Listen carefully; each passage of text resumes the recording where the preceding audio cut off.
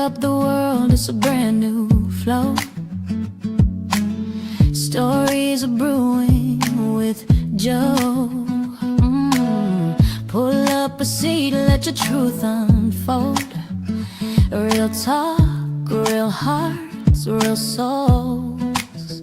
It's coffee and conversations with Joe, where your voice has room to grow. No judgment, just love that flows. Coffee and conversation. Good morning, y'all. Welcome into Coffee and Conversation, the #1 podcast. How you think this morning? Well, y'all know it's election season, and what we've been having is candidates coming through, Democrats and Republicans. So I put it out to everybody right now that been on me. If you wanted to come on the platform, get at me in my inbox. Y'all know how we do it, and my team will reach out to you. But today, first of all, y'all got y'all coffee? Y'all know I got that cup of Joe this morning. Today we have a very special guest, and this is going to be fun because guess what? He was in the military. I may have to say sir to him because I didn't rank as high as he was when I was in the military. So I had to say yes sir. But a lot of people been knowing him, right? When we put out there social media that he was coming, everybody like, man, you got him, he's coming. I'm like, yeah, he'll be on Coffee and Conversations on Wednesday at 11 o'clock. He's in the building, and I'm talking about no other than he's running for Lieutenant Governor of Alabama, the one and only Mr. Pat Bishop. Welcome to the show. Well, thanks for having me. How you doing this morning? Doing good. I always ask these, I ask the politicians, first, how was your tea? Like I said, I'm gonna start calling you Mr. Miyagi. The tea is good. Matter of fact, the tea is great. So thank you for the recommendation. It's good. Awesome. That is the Filter Coffee Parlor tea. That's Jeremy Kirkwood, the owner here. Got great products. But I want to ask you this, man, because I know there's a lot going on. Okay. How is the campaign trail going for you? Active. Okay. Fast and furious. There are days when you just get up, you drive. Mm-hmm. The good thing about my campaign is I work for Sheriff Matt Gentry, who's actually running for Public Service Commission, place 1. So he understands. He said, Pat, you need to take off. So that's great to have a supervisor like that. People are very receptive. On the left and the right, and those who are down the middle. So people are ready for a change. So it's been good. Okay. Now, I got to get into this, man, because I don't really understand a lot of this stuff when people say they want to run for politics. Because if I'm not mistaken, Pat, can I call you Pat? Absolutely, please. Okay. If I'm not mistaken, you was in the military for 26 years. Correct. Thank you for your service. All right. That was in the Army, correct? Yes. And you jumped out of airplanes and stuff like that, right? Yes. Okay. Tough job. Served our country 26 years. Now all of a sudden, well, I ain't gonna say all of a sudden because I don't know when it started for you, but you say I want to be the Lieutenant Governor of Alabama. Before we get into the politics and we get into your stump speeches, Pat, what did you tell your wife? Good question. So my wife, who's also a military veteran, over 20 years. Thank you, Ms. Bishop, for your service. Angela, she also works for the Birmingham Police Department. Okay. When I told her after I retired in 2017, after I finished law school, I do plan to run for lieutenant governor. Her exact words were, "Let's go." Really? Very supportive. People always ask, "Is your wife behind you?" No, she's always been by my side. Wow. 100%. How many kids? 2. But I joke, I tell everybody I have 4 kids. I have 2 daughters. You know them well. Their names are Siri and Alexa. Okay. So if anyone wants to know about Pat Bishop, reach out to Siri and Alexa. They will tell you everything you want to know. I have nothing to hide. Right. How old is your daughter? No, a joke. It's a joke. It's a joke. Siri and Alexa. Siri and Alexa. Internet. I understood that. But gotcha. 2 days slow, 1 day behind. We'll pray about it. I told you, man. Hey, I ain't been on no campaign trail. I'm trying to figure this thing out. Got it. But my sons, Andrew and Patrick, and here's the joke. Andrew plays football for Newberry College in South Carolina. Okay. Patrick attended and played at the University of Alabama. Now, I didn't say football. I said he played.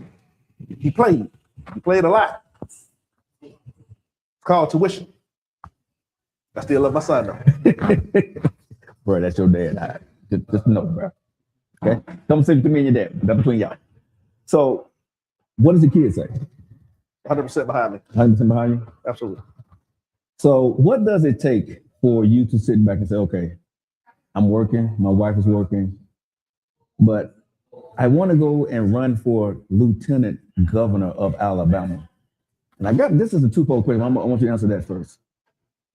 First thing that's required, I'm a Christ-centered person. Like I said, I'm a minister. Mm-hmm. I've been in ministry since 2008. Mm-hmm. I give him everything. For the last 3.5 years, I listen to one song every morning. My wife can vouch for this. That is CeCe Winans, Believe For Me. I love that song. I want the people of Alabama, if they're looking for a change, Mm-hmm. let's move the immovable. Let's break the unbreakable. On May 19th, let's see a miracle. Vote for Pat Bishop. That has been my drive ever since. A common sense campaign. My campaign is based on common sense. Mm-hmm. You remember what that used to be like, common sense? That my drill sergeants would talk about, my parents But would talk common sense about. ain't always coming, no Pat. That's the issue. We've taken God out of everything. And here's what's crazy. We've taken God out of school. Because when I grew up in the 70s and 80s, we prayed every day. Mm-hmm. We said the Pledge of Allegiance. They took it out. Mm-hmm. When you get to prison, what do they give you? A Bible. Okay. It doesn't make sense. We've got to get back to the core basics of raising our kids. I want to see the mothers and the fathers back in the homes. So some of those are my reason for my drive. Can I ask you this? Because you said you're running for lieutenant governor. Correct. Why not governor? That's not what God told me to do. Easy answer. So here's the thing. Before I retired from the military in 2017, somewhere around 2010, 2011, things started to reveal themselves to me. I knew I was coming back to Alabama. I knew I was coming back to Birmingham. I knew I wanted to run for office. I knew I wanted to serve. Mm-hmm. Just because I don't wear a uniform anymore doesn't mean I don't serve. My oath is still there. So I asked the Lord, what do you want me to do? Lieutenant Governor. And here's the thing. Lieutenant Governor, we have two missions. First mission is to preside over the Senate. In case of a tie, to cast that tie-breaking vote. Right. Next is the most important mission. And we all know how Kay Ivey got to where she is. If the governor's seat becomes vacant for any reason, need to elect someone who is ready. Day one, to step up and become governor. The military, we call that succession of command. Mm-hmm. So I think it's a pretty good fit. Okay. Because when I hear people running for second in command, Mm-hmm. I'm an alpha guy, Okay. right? And if I'm gonna go for it, like if I'm not gonna run for the vice president of the United States, I'm gonna run for the president if I'm gonna run, right? And so when I saw that, I'm like, and I'm talking to the people that know you, right? It's like, why you just run for governor then, right? You gave me my answer. So out there on the campaign trail right now, what are your core values, right, that you are wanting to do? Because I've looked at the lieutenant governor we have right now, Mm-hmm. and I've seen some of the things that he's doing or has done since 2019 or 17, something like that. What are your core values? My core values Mm-hmm. are simple. My faith, which we discussed, will always be in God. My family, Mm-hmm. and my flag. Those three, I will never do anything to denigrate. Those three. I take those with me. I want to make sure I implement everything I've learned, whether it's from the time I was born till this morning. I'm going to implement everything I can to bring common sense back to Alabama. Because there was a time when Alabama, we ranked pretty good. And we used to laugh at places like Mississippi. We can't do that anymore. We are number one in pre-K in the country. Number one in pre-K. But we're 40th or 45th. You can talk to Siri and Alexa about that. We're 40th or 45th in the country in secondary education. That has to change. We can do better. And one of my fraternity brothers said, well, Pat, how are you going to do that? I said, I'm going to go out and make Alabama better. Go Mob. Okay. Everybody that I've interviewed over the years say they're going to do better, right? They're going to change. Okay. I'm going to be the difference maker. And when they get into that office, very few. I don't know what happens on the day of, I won, and they get behind the iron curtain. I don't know if there's an oath. There are some people sitting back there saying, well, we heard what you said on the campaign trail, but this is what you got to really go do.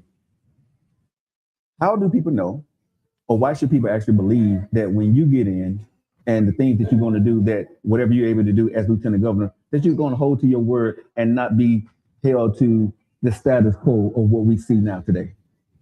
I demand to be held accountable. Okay. In the military, we're talking about accountability. Mm-hmm. Now, based on what you told me, apparently you've spoken to politicians. Yes. And I will tell anyone right now, if you're looking for a politician, my disclaimer is Pat Bishop is not your candidate. Okay? Send a military man to Montgomery who has a spirit that's not afraid. Like I said before, no one owns me. There's no dark money. Alabama Power does not own me. Didn't take a dime. As a matter of fact, we've declined funds for various individuals and entities. That's how committed I am to the people. The Constitution has something called a preamble. We, the people. Mm-hmm. That's what it's all about. That gavel that I have, it's not about power, prestige. It's about the people. And that's who Alabama's sending to lieutenant governor's office. Someone who really wants to make a change, someone who wants to serve. I've been serving ever since I was 5 years old in some type of capacity. Remember the elementary school, they had what they called a crossing guard. Mm-hmm. We had the little red vest. They gave me a flag and I stopped the car. Okay, this is service. I've been doing it ever since. Even right now in Coleman County, I'm stopping cars. So it's about service. I'm doing what's right. Like I said, I demand to be held accountable. I'm going to hold those state legislators accountable. You ever turn put on blast? We're going to stop everybody from just voting present. Okay, that's going to stop. We're going to vote yay or nay. And when you vote, we're going to put it out so everyone knows who. Okay, let's start right there. Mm-hmm. What's the difference between yay and nay and present? Present. Let's say, for instance, something comes up. Mm-hmm. We all want to serve a certain type of tea in restaurants in Alabama. A tea company has paid you X number of dollars. You can't vote yeah or nay. You just vote present. Stay out of it. Stay in the green. Or hold you more accountable for which way you're going with it. The thing is, people are afraid to do what the voters sent them there to do. And I keep telling voters, stop sending politicians to fight for you. Because they're going to do whatever's necessary to keep their job. They're going to tell you what you want to hear. How many times have you heard someone say, I'm going to reach across the old aisle? No.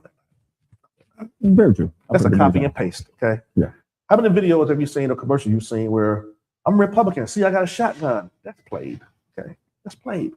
I'm a big Second Amendment supporter. I'm not going to do any commercial showing me with a gun. That's just not going to happen, okay? I'm a conservative. I'm a 1993 conservative. Okay. So what this is strange to have to say today in 2026, Mm-hmm. right? But what does conservative mean to you in 2026? Conservative values, okay? Again, common sense. We're men are men, women are women. We believe in the Lord and Savior Jesus Christ. We believe in this thing called the Constitution. That's conservative values. You start following individuals or various ideologies that separate from the Constitution, you've gone off way too far.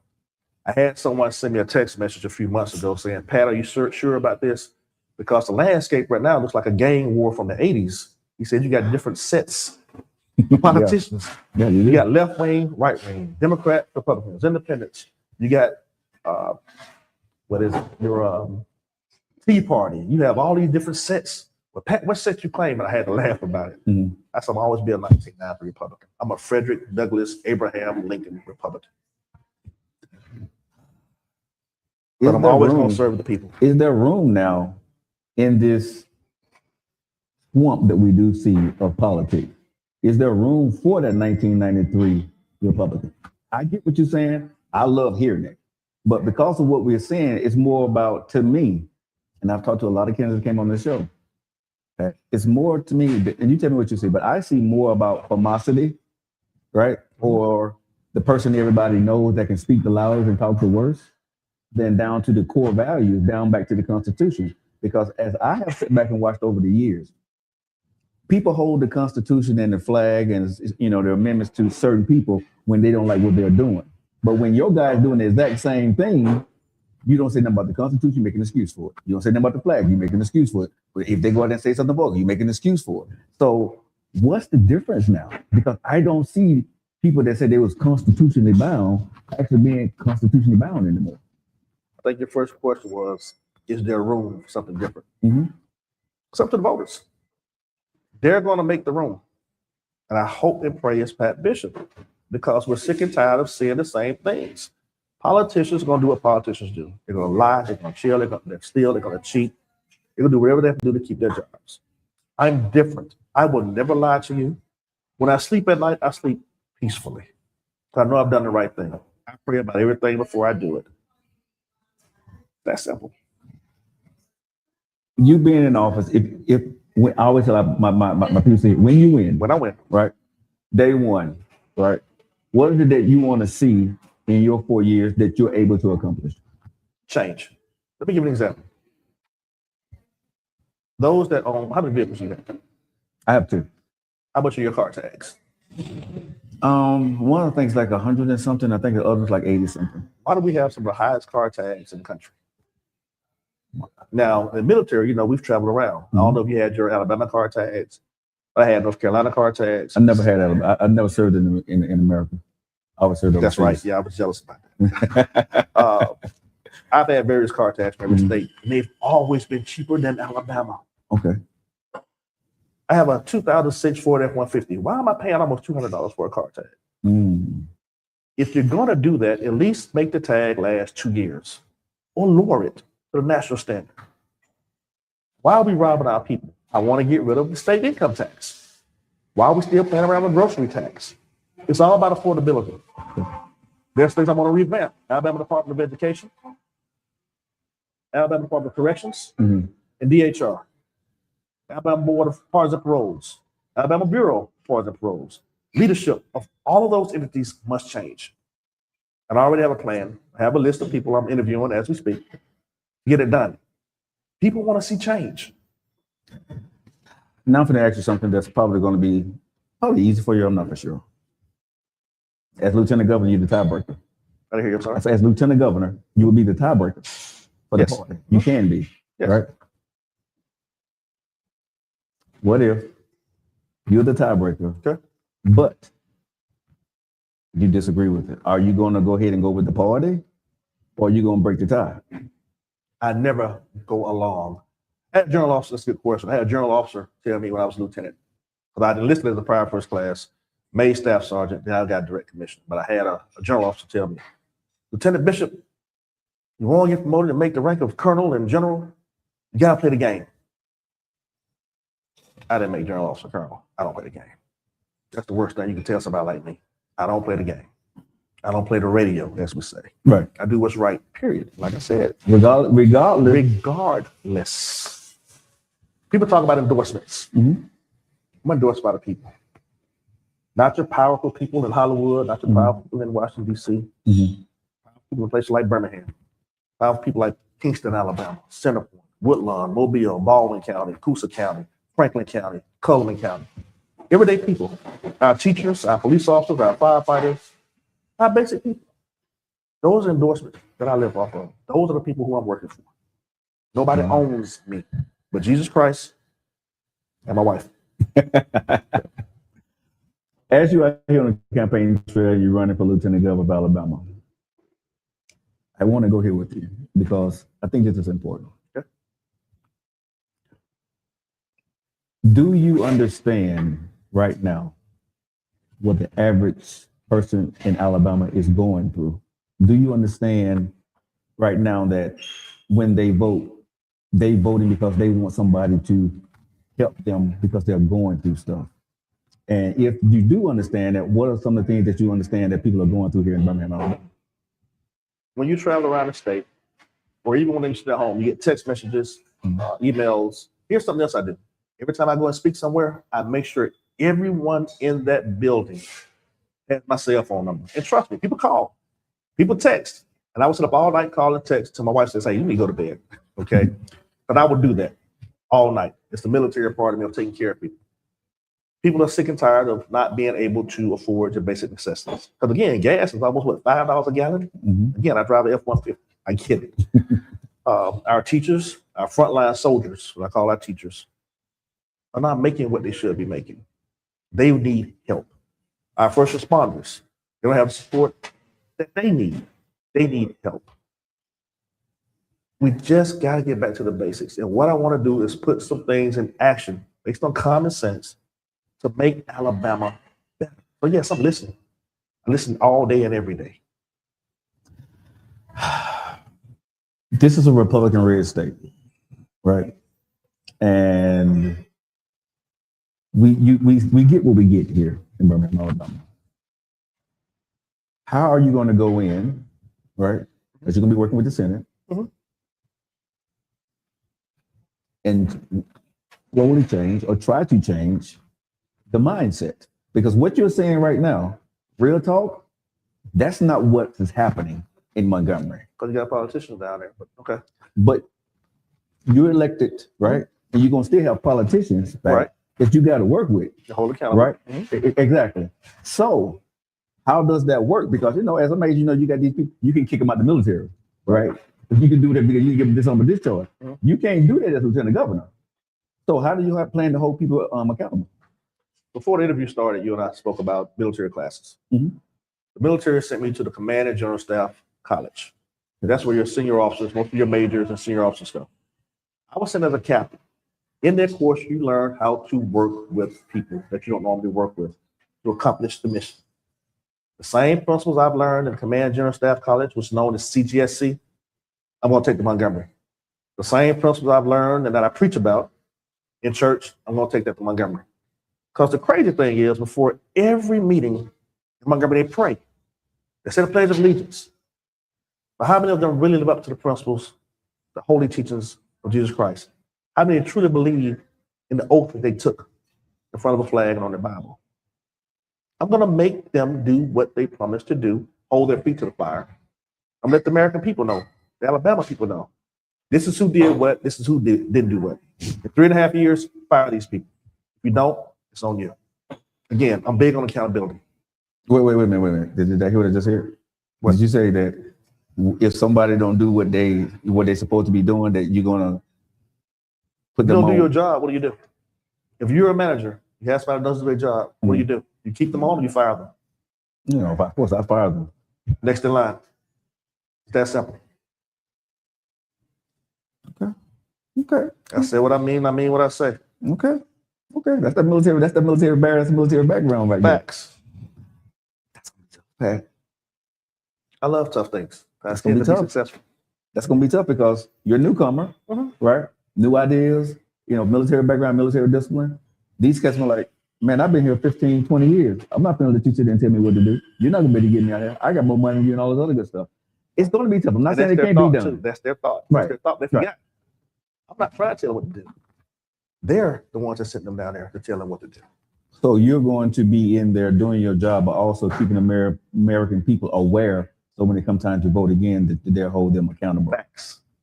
Here's what you said you were going to do when you came. You politicked, Mr. or Mrs. State Senator. Here's what you did. Here's what you didn't do. Right. This is for the people of Alabama. Well, what I meant to say was, no, let's not talk about what you meant to say. Let's talk about what you said. Well, what I tried to do, no, let's talk about what you did or didn't do. Okay. Accountability. Okay. Let's go here. For you to win right now, on May 19th, what do you need? Votes. We understand that, but because in Birmingham, Alabama, more women vote than men, right? That's just that's an actual fact right now. Just like in church, you have more people. Yeah. Right. So, and I asked all my candidates this: what is your path to winning? Right? Is it the older group, the younger group, women, men? What do you need for people to show? Because I know everybody wants everybody to come out and vote, but everybody has a strategy of knowing, okay, exactly, if this many people come out or if this segment of people come out, that I have a chance to win. I've been asked that question. And here's the answer I always give, because again, it's a common sense answer. It's not about the black vote, not about the white vote, not about the men vote, not about the women vote. It is the voters. I need everyone to stop staying at home for the primary elections. The primary elections are very important. That's what dictates who goes in November. Send Pat Bishop to the ballot in November and let's have a change. But we can't do that unless you vote for Pat Bishop on May the 19th. When you walk in your polling place, ask for the Bishop ballot. And let's make Alabama better. So let's go here. Okay. You said change. Does Alabama really want to change? Based on the information I've been getting, I think so. Matter of fact, I know so. What kind of change they want? They're tired, they're sick and tired of the same old, same old. They're sick and tired, like I said before, they're sick and tired of the same commercials that you see. It's almost like Shannara when he says, "Call me, Alabama." Every politician in the state yells the loudest, like say has the most money. They're sick and tired of that. They want a common sense, basic approach from a military man who's going to do what's right no matter what. And again, I have an associate degree, 2 bachelor degrees, 2 master degrees, law degree. None of that matters. None of that matters. It's going to bring common sense home. So bringing common sense back to Birmingham, Alabama, bringing it to Montgomery, it's going to take work, Pat. It's going to take a lot of work. Do you think you have enough following right now to be able to get you to be able to do that for you? I know I do. Again, I did an article a few weeks ago on alpolitics.com about polls. Okay. Polls lean left, lean right, whomever, depending on who does the polling. Polls can be paid for to lean a certain way as the person who wrote the check wants them to lean. So I tell people, don't listen to the polls. Don't do that. I've seen some people send articles. I was endorsed by this many thousands of people. This county commissioner, I was endorsed by this mayor. And okay, got it. Well, Pat Bishop's been endorsed by your citizens. So I'm glad you have an endorsement from these leaders in leadership positions. But if their citizens are voting for me, then what? So don't believe the polls. Don't believe endorsements. What do you do for fun? What do I do for fun? I read a lot. I love exercise. I'm getting back into it. And believe it or not, what I do for fun, I help veterans. Okay, what does that look like? So when I left law school, I also started mediation practice after taking the mediation course. Why do us help veterans get their compensation that they need and they deserve? Help veterans and their kids get the education benefits they need and deserve. Help spouses of deceased veterans get what they need. It is easy for me to do. I can do that in my sleep. God bless me with a gift. I've had several state troopers and some officers reach out to me and other first responders. Hey, Pat, I'm frustrated with the VA. I can't read this stuff. They would come see me. We'll meet, go over the documents. I said, I got it. I'll meet you again next week to get documents. They have everything they need. Wow. That's what I do for fun. That's fun. That's fun. Helping people is fun to me. Again, service.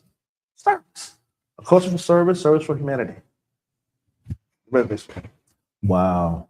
You know, as I've talked to a vast number of candidates over my lifetime, and I always ask them that question, right, what did it do for fun? I've never heard that one. I've never heard that question right there.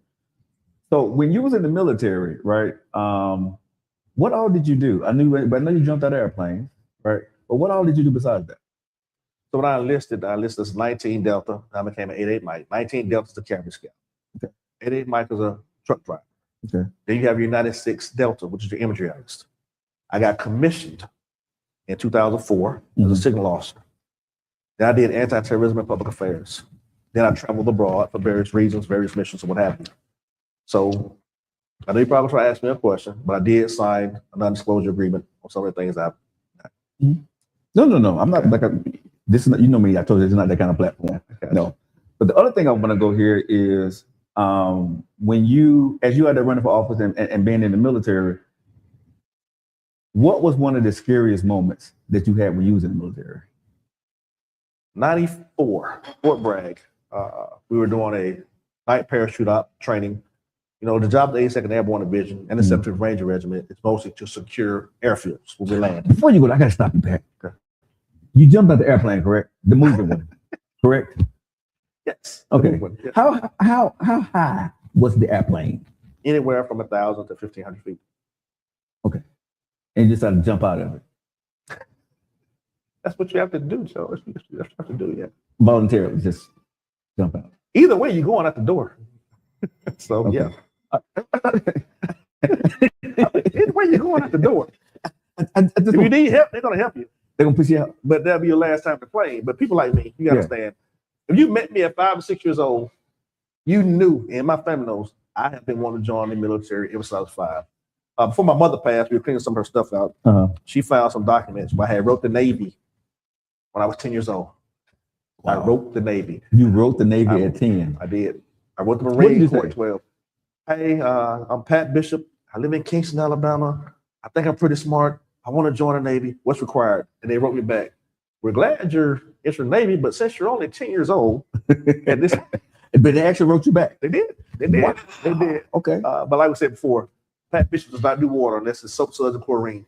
I saw a movie called Poseidon Adventure and the Titanic, and they killed that. Okay, man. But see, that's something. Stop it. What? You jumped out the moving plane, bro. You talking about you ain't gonna do water? Come on now. I can deal with a quick death, but all that swimming around and circling when something touched my leg, it's a wrap. So, like I said, I'm not afraid of anything, but drowning, no. If my chute don't open, got it. I can deal with that. So in '94, I had a airborne incident where my parachute did not open. So I had a few seconds to deploy my reserve chute. Yeah. When I woke up, I was being medevac to Womack Army Hospital in Fort Bragg. And those who saw what happened said, man, your chute didn't open and you slammed against the plane on your way out. Ooh. Yeah. So I did have a head injury or what have you. After about a month and 82nd, because then once you lose your nerve, and if you're a valuable person, they put you right back up. And I did. And to this day, I miss it. If I can jump out of a plane right now, I promise you I would. You jumped out the plane. The chute didn't open. Right. You slammed into the moving plane, and you got back and did it again later. What a mighty God we serve. So that's why nothing in Montgomery scares me. Nothing. I would think so.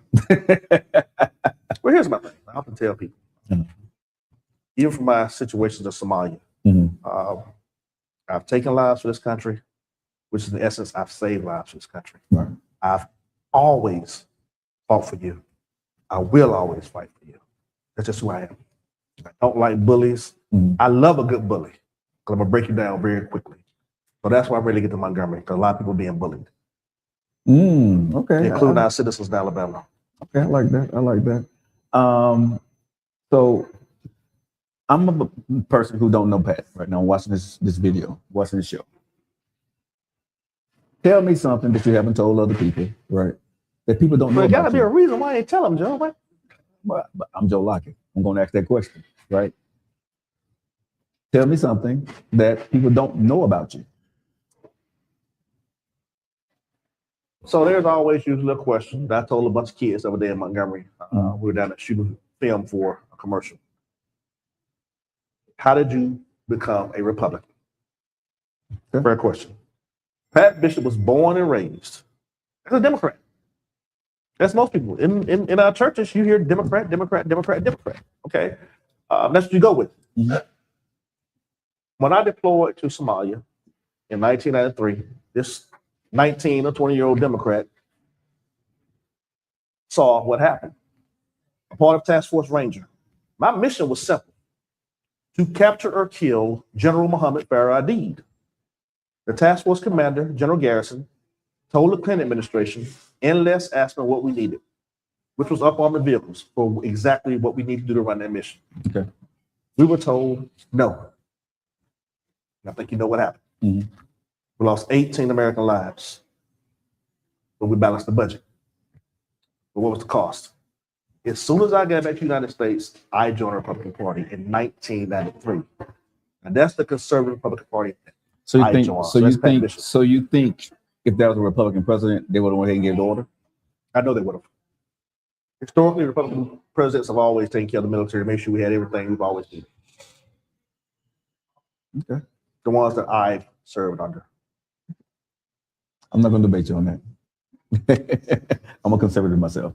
Okay. I really don't, on this platform, I try not to talk about the Republican or the Democrat or the conservative party, because what I want people to know is I want them to know you, Pat. Right. I want people to know who you are and what you stand for.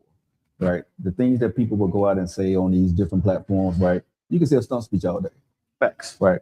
But for us to sit here and have a conversation about who you are, what you want to do, what you think about, I think that's more important for this conversation. I mean, for the people of Alabama for voting. Those that know me know I say what I mean, and I mean what I say. If anyone calls me, if I can help you, I'm going to help you. My wife said, you're going to be the most broke lawyer one day. I said, well, it is what it is. Right. Of course, But you retired from the military though, so you're okay. You're not. I'm good. I'm good. Yeah. But I still work, so Right. fine. Right. So you grew up in Birmingham, Alabama? I did. Okay. And from what I understand, you went to Ramsey High School. Yes. One of those elite back then. Stop it. One of the elite high schools back in the day. Cut it out. And we did have some of the best looking women in the city. Ricky Smiley said that himself. Okay. Ricky, you said that. But no, not every guy had a car. My car was a big yellow bus with tinted windows. Okay. So, okay. But Ramsey was great. But what happened was I went to Jones Valley High School first, which I love. If you remember 1988, 89, in the wisdom of Birmingham City school system, they closed several schools. They did. Jones Valley, Banks, Glenn, in that area. Because I went to Glenn, they closed it. Exactly. Yeah. So I was blessed to have two classes that I still go to. I go to the events for Jones Valley Comprehensive Magnet High School and every event that Ramsey High School has. Yeah, I have Glenn, West End, and Minor. Glenn closed. I went to West End. Well, I left West End and went to Minor. What was the witness protection program? Wait a minute. What? That part. Got it. We'll pray about it. No. Honestly, it's real simple. Glenn closed because I wanted to go to Glenn. But when Glenn closed, I had to go to West End. I remember. And West End, I was starting to get in a little bit of trouble. And my parents moved from West End to Forestdale. So I moved to Forestdale.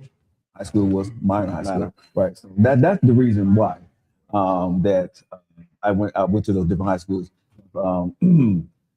I did not want to go to accounting school. I didn't even know nothing about it.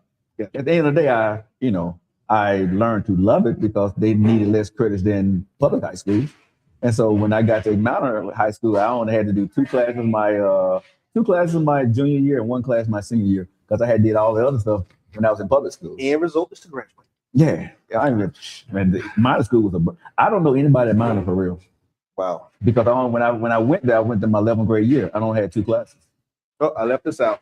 I did go to Carver High School in Montgomery for a 6-week term. Okay. I was a Wolverine for 6 weeks. Okay. So did you get any kind of scholarship out of school? No, 2 weeks after graduation, I went straight to basic training. 2 weeks. Okay, so you went straight into the military. Mm-hmm. You knew that you were going into that military since I was 5 years old. Okay. Yep. So where did you go to boot camp at? I'm sorry? Where did you go to boot camp? Fort Leonard Wood, Missouri. How long was your boot camp? 8 weeks. 8 weeks? AIT, 8 weeks. All at Fort Leonard Wood. Okay. I couldn't wait to leave Fort Leonard Wood. Missouri is strange. You know, for the military people that are watching the show today, what was the toughest thing for you about boot camp? I'm going to be very honest. Sure. Very honest. Nothing. Okay. Nothing. You got to understand, my mother and father were very, very, very strict and disciplined. So drill sergeants yelling at me, that wasn't nothing different. Yeah, that was easy. Teachers at Kingston Elementary School yelling at you, that wasn't different. I didn't have any problem with that. Mine was because I joined the Navy. Mm-hmm. The running I got used to. Getting up early in the morning, not an issue. When they said, Pat, see that thing right there? Go to the top, climb to it, 20 feet up, jump down that little hole, push yourself back up, backstroke to the end of the pool, take your pants off, turn it to air in it, make it a flotation device, and float back. Yeah, second thoughts. Hey, no one told me about that, bro. Yeah, we didn't have internet back then. Yeah. So, I'm a brother, okay? Black man. Live in Birmingham, Alabama. Our swimming pool was, at the rec center where no water was ever in them. Right. Okay? Right. So what I tried to do was, go to my friend, they lived in an apartment complex, and try to teach myself, how to swim. Because real talk, man, was nobody back then telling me really what all I had to go do. Right. But you had to get through this. And so, Pat, I got up on that thing. I went up there, bro. That's the highest I've ever been in my life. First time ever. I'm 18 years old. Right. Now, the other folks jumping off. comes to me, Pat. I ain't scared. You know what I'm saying? I'm Right. West End. Right, right, You know what I'm right, saying? right. I'm that dude. Right, right. Pat, I jumped off. I got that boy right. So you got that part. Pat. Okay, you got that right. Okay. I should have did this. I did this right here because you come down and they tell you put the hand straight down. That part was good. I pushed back up because when you come from 20 feet, you going straight down regardless, bro. Inertia. Yeah. America, let me tell you something. I couldn't swim. You ain't know that before you jumped in the pool. You ain't tell them. I knew it. So, But somehow I thought the little stuff I did at that apartment complex, something's gonna happen, right? I had to do it. verily, verily, I said to thee, something's going to happen. It did. It didn't go well. I hit the bottom of the Who is water. your pastor? We didn't have a conversation with your pastor. I went to the bottom of the water. Oh my God. I shot up. I did that for Okay, okay. They said, put your hand down and do this here. Right. I did that. And then I started fighting because I'm scared now. Because I didn't came up, but I don't know what to do. I Just can't flat. float. Just flat. Pat, when I said I couldn't float, Pat, when them boys came out, everybody, I just said like this here. I woke up on the side of the pool. I didn't hit the side of that plane. I woke up on the side of the pool. they patting on me right. They pulling me out the water right and telling me, hey, you okay? You gonna be okay? But here's the thing. You had to get through that, okay? Mhm. Before you get to basic training. Right. You got 3 times. First time was bad, right? And so they send you to the little remedial thing, Okay. right? Okay. A little bit, You know what you did wrong. Yeah. in between training time, after you need all this stuff all day long, you maybe get 20 minutes to go to remedial to try to learn some of the basics. Let me just say this, Pat. It was the ugliest thing in the world. I'm sure on that third try, I knew I was going home, and I was going home a failure, Pat. Yeah. Yeah. I wasn't going home, bro. I was not when they tried to come in and get me. Cause I had learned how to be able to do this. Because you had to come from this pen and get to that end of the pool, right? So I learned how to go do that. But taking them pants off and putting that thing around me, bro, I was going down, bro. I was going down. I was fighting because you got to keep yourself up and tied at the same time. Oh, Jesus. Right? I made it. So this is funny. Yeah. I cannot believe we have this conversation. Man, you got me sitting but crying and laughing at myself. So how about the exact same thing? Exact thing happened to me in RIP, Ranger Indoctrination Program. Okay. So Fort Bragg has RIP, just like Fort Benning has RIP. So Bragg has a pre-RIP, pre-Ranger, you name it. So they send you Fort Benning, you're ready. That's I'm good. I don't need to rehearse. I can swim. Not knowing that you got to swim with your weapon in an attempt to keep it out of the water. Yeah. No problem. So the first thing you do your calisthenics. You do your push-ups, sit-ups, 2-mile run. Right. Killed it. 2 miles, 13 minutes. Push-ups, 60, sit-ups, about 70. Right. Got to Dow Stadium. The pool was in Dow Stadium, if I remember right. Mm-hmm.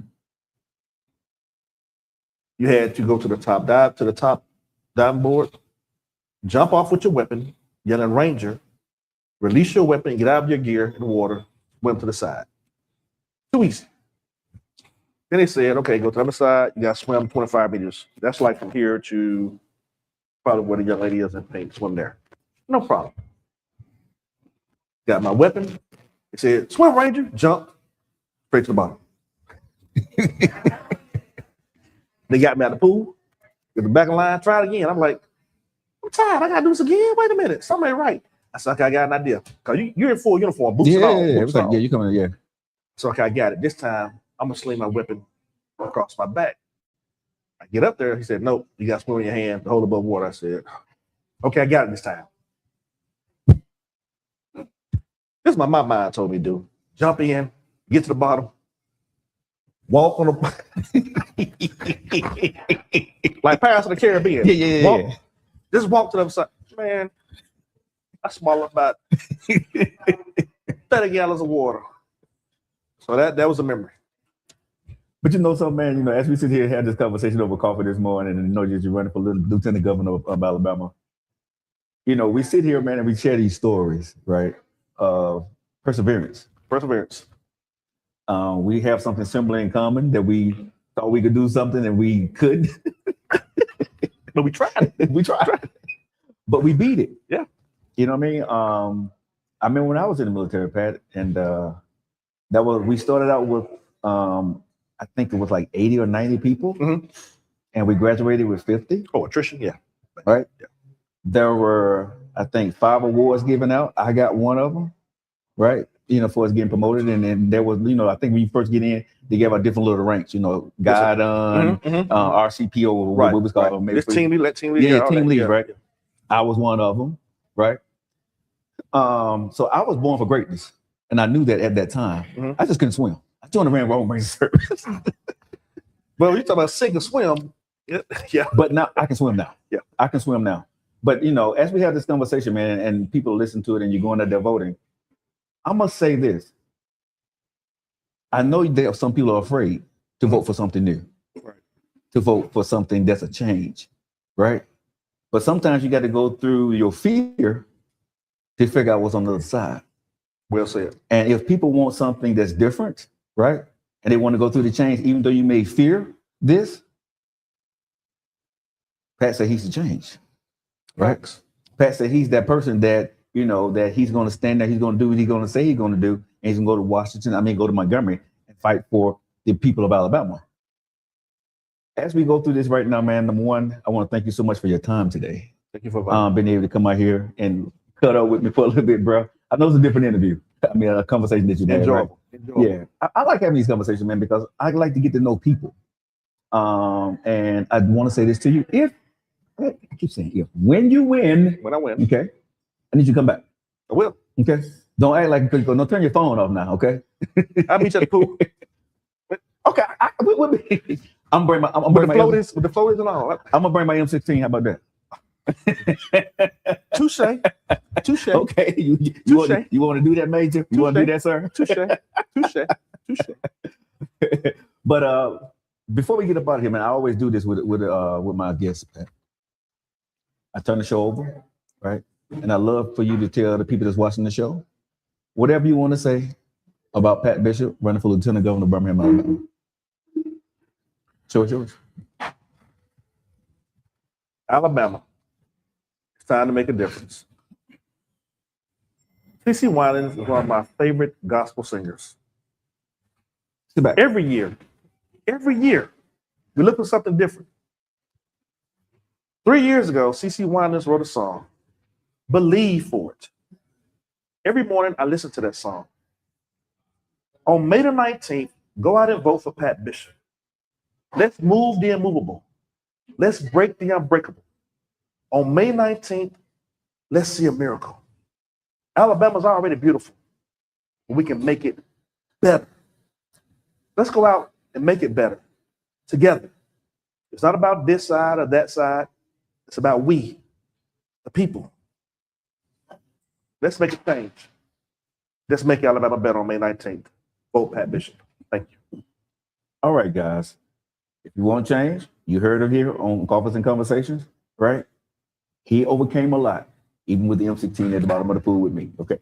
All jokes aside, y'all. I hope you guys enjoyed this interview with the one and only Pat Bishop. Man, we want to thank him for his service. We want to thank him for taking his time off his busy schedule out there on the campaign trail to come by Coffees and Conversations. And we want you guys to go out and hopefully these conversations that we're having with the candidates, right, is helping you be more educated about the vote that you wanted to go out there and do instead of just listen to stump speeches and just watching commercials, right? And going to their pages and seeing the stuff that people are writing. Know your candidates, right? Go out there right now. And I say this for all my candidates. Go out there and follow their page, right? Reach out to them. Go talk to them. See, and if you hear them speak somewhere else, go to those places and do your homework on your candidates.